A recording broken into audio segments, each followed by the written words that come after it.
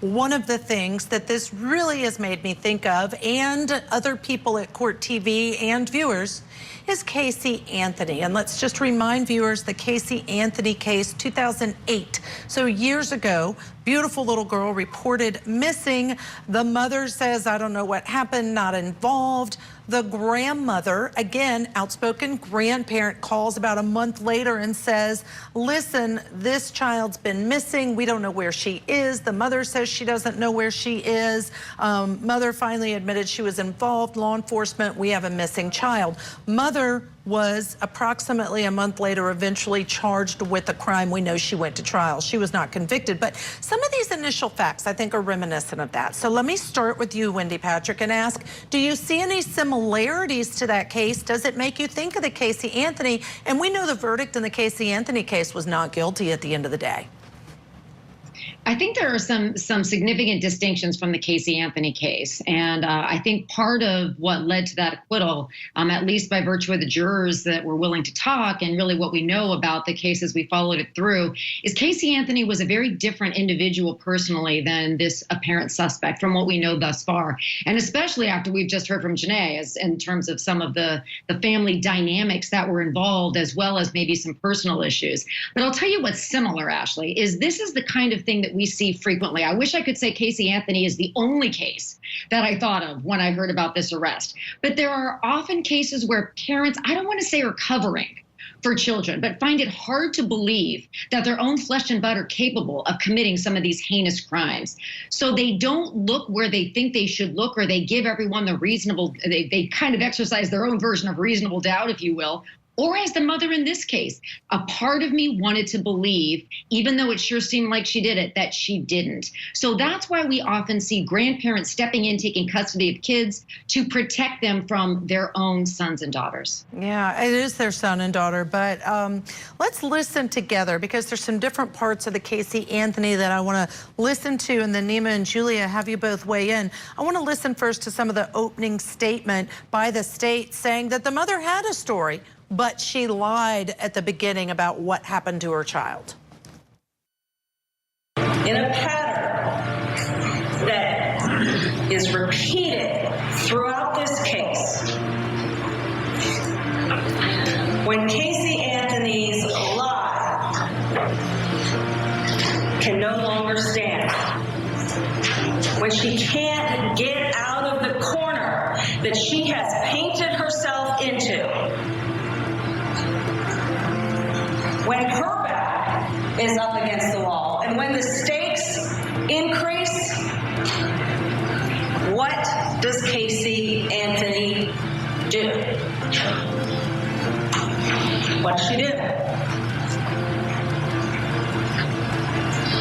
Casey Anthony comes up with a new, a bigger, and a better lie. It is at this point, with her back against the wall, that Casey Anthony first says these words: Kaylee was kidnapped by the babysitter. The babysitter that nobody has ever seen, that nobody ever saw, that her parents didn't know, that her brother had never heard of. All right, that's the first thing, Nima, that the mother in that case said, the Casey Anthony case. And then in this case, we have 47 days later, mother arrested. So is it human nature, in your experience, Nima, if someone does commit a crime, especially an egregious crime like this against their own child, that they tend to just lie immediately just to protect themselves?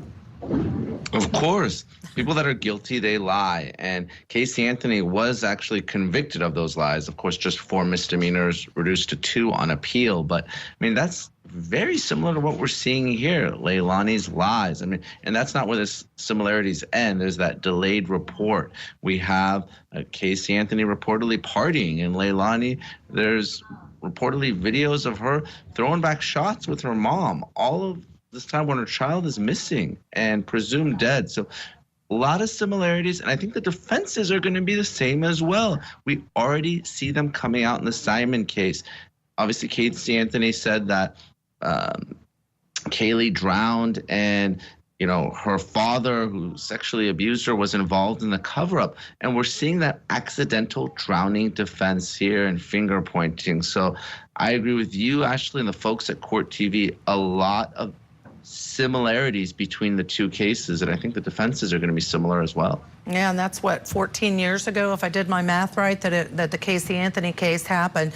All right, Julia, let's listen together. There was one other piece of Casey Anthony I wanted to listen to, and that is the 911 call made by the grandmother when she finally reached out to law enforcement to say, I think we have a problem. Let's listen. 911, what's your emergency? I found out my granddaughter has been taken. She has been missing for a month. Her mother finally admitted that she's been missing. I need to find her. There's something wrong. I found my daughter's car today, and it smells like there's been a dead body in the damn car. Okay, what is the 3-year-old's name? Kaylee, Caylee, Anthony. All right, Julia, final thoughts on listening to that and also all of the information you've gathered and about the Quinton case at this time. There are certainly similarities. One I want to point out is the public response to the disappearance of Quinton Simon, how the demonstrators got involved and even set up shop in front of the house. We saw that throughout the investigation when it came to Casey Anthony.